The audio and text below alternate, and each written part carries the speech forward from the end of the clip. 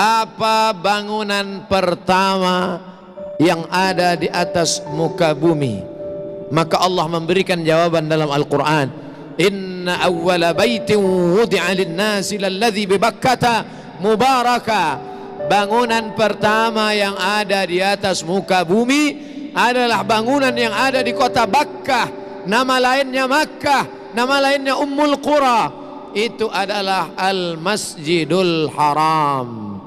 Kemudian Nabi SAW ditanya, apa bangunan kedua di atas muka bumi? Bangunan kedua yang ada di atas muka bumi adalah Al-Baitul Muqaddas, nama lainnya adalah Baitul Maqdis, yaitu yang ada di Palestina. Allah berfirman dalam Al-Quran, Subhanalladzi asra bi'abdihi laylan minal masjidil haram, di kota Makkah Al-Mukarramah, ilal masjidil aqsa yang ada di Palestina. 13 tahun lamanya di kota Makkah Al-Mukarramah, Nabi tidak ada membangun masjid. Tapi ketika pindah di Yathrib, 8 hari 8 malam, perjalanan panjang mengendarai unta, panas terik, sampailah dia bersama Sayyidina Abu Bakar ini Siddiq ke sebuah negeri bernama Quba. Nabi sampai hari Senin, Nabi menginap di Quba 4 hari 4 malam. Malam Selasa, malam Rabu, malam Kamis, malam Jumat. Selama 4 malam itu berdiri satu masjid. Itulah masjid pertama yang didirikan di luar kota Makkah Al-Mukarramah setelah Masjidil Aqsa di Palestina. Masjid yang pertama adalah Masjid Quba. Bangunan pertama yang didirikan di atas muka bumi, masjid. Bangunan pertama yang dibuat setelah pindah, masjid. Dan bangunan pertama yang mendatangkan barakah adalah masjid. Oleh sebab itu kalau kantor ingin berkah, komplek perkantoran, hendaklah yang pertama dibangun masjid. Oleh sebab itu sultan-sultan Melayu ketika mereka mulai menambatkan perahunya di sebuah pantai, yang pertama mereka dirikan adalah masjid. Hari ini kita melihat sejarah-sejarah, mana istana hancur, dipukul ombak, diempas gelombang, dimakan rayap, lekang karena panas, lapuk karena hujan. Tapi masjid masih tetap tegak berdiri. Ini pelajaran penting. Manusia akan mati, dimakan cacing tanah, tapi yang kekal abadi adalah masjid. Menunjukkan orang Islam mesti kaya raya, karena yang bisa membangun masjid hanya orang kaya. Yang kaya dengan hartanya. Man bana masjidan, siapa yang membangun masjid, banallah mislahu baitan fil jannah, maka Allah sudah membangunkan untuknya satu tempat dalam surga. Man bana masjidan, siapa yang membangun masjid dengan hartanya, titik piluh keringatnya, banallah mithlahu baitan fil jannah, dibangunkan untuknya satu tempat dalam surga. Tapi Allah adil. Bagaimana dengan orang miskin yang tak bisa membangun masjid? Man shalla itsnatai asyrata rakaah, siapa yang salat sunat 12 rakaat fil yaumi wal lailah, sehari semalam, siang 12 jam, malam 12 jam, dia laksanakan salat 12 rakaat, 2 rakaat sebelum subuh, 4 rakaat sebelum zuhur, 2 rakaat setelah zuhur, 2 rakaat setelah maghrib, 2 rakaat setelah isya, 12 rakaat salat rawatib qabliyah ba'diyah muakkad setelah salat fardu, sebelum salat fardu. Banallah mithlahu baitan fil jannah, Allah juga membangunkan untuknya satu tempat dalam surga. Manusia mati, meninggalkan dunia, rumah yang besar diwarisi oleh anak-anak, diambil oleh istri, mungkin dia akan menikah dengan laki-laki yang lain. Berapa banyak orang membangun rumah tapi dia tak pernah menempati rumah itu.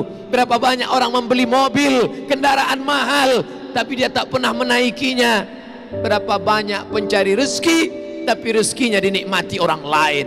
Perlu dipikirkan sejenak. At-tafakkur sa'ah, berpikir sesaat, khairum min qiyami lailah, lebih baik daripada beribadah sepanjang malam. Orang beriman berpikir sesaat.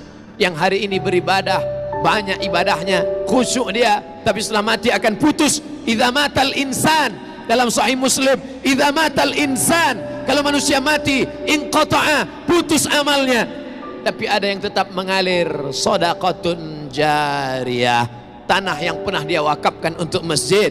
Yang tak sanggup memberikan tanah, semen, yang tak sanggup berikan semen, batu bata, pasir, kerikil, sekecil apapun kontribusi kita akan ditunjukkan Allah, faman ya'mal mithqala dzarratin khairan yarah, sebesar biji sawi pun akan ditunjukkan di hadapan Allah Subhanahu wa taala. Yang bisa dengan hartanya, pakai hartamu. Tapi ada orang yang tak punya harta, tapi dia juga punya kontribusi terhadap masjid. Siapa itu? Orang yang dititipkan Allah jabatan, amanah, kekuasaan. Pakailah untuk menegakkan agama Allah. Agama Allah tidak perlu dibela, Allah tidak perlu ditolong. Huwal aziz, Allah maha perkasa. Huwal jabbar, Allah maha kuasa. Kita mendirikan masjid bukan untuk menolong Allah. Andai kita punya jabatan, tak pernah sekalipun dipakai untuk menolong Allah. Allah tidak perlu kita. Allah maha perkasa, Allah maha kuasa. Kita menolong agama Allah hakikatnya untuk menolong diri kita. Intan surullah, kalau kau tolong agama Allah, yansurkum, Allah akan menolong kamu. Pada saat kaki tidak dapat tegak berdiri, tak ada yang bisa menolong. Yauma yafirrul mar'u min akhi, orang akan lari dari saudara kandungnya. Wa ummihi wa abi, lari dari ibunya, lari dari ayahnya. Wa sahibatihi wa bani, lari dari istrinya, lari dari suaminya. Anak-anak tak bisa menolong.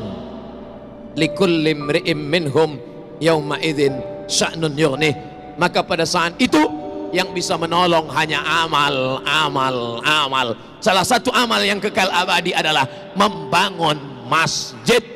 Hari ini ibu-ibu yang datang sholat Jumat, sampaikan kepada anak-anakmu pulang dari sholat Jumat ini, katakan, nak, kau mesti kaya. Anakku, kau mesti punya banyak uang dengan cara yang halal.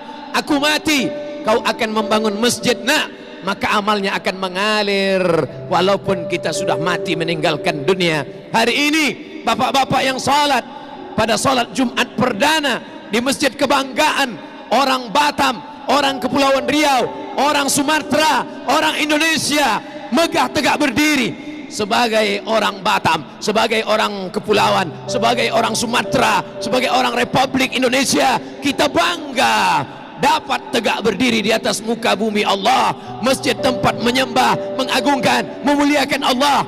Tapi jangan bangga sesaat kalau sampai satu waktu saja kosong masjid, tidak ada solat berjamaah. Zuhur, asar, masa genting, siang, maghrib banyak orang datang, subuh tak ada yang datang. Istahwadat alaihimus syayatin, satu kampung, satu negeri sudah dikuasai oleh syaitan. Oleh sebab itu, maka ini solat kita laksanakan menurut tuntunan Quran dan Sunnah Rasulullah sallallahu alaihi wasallam.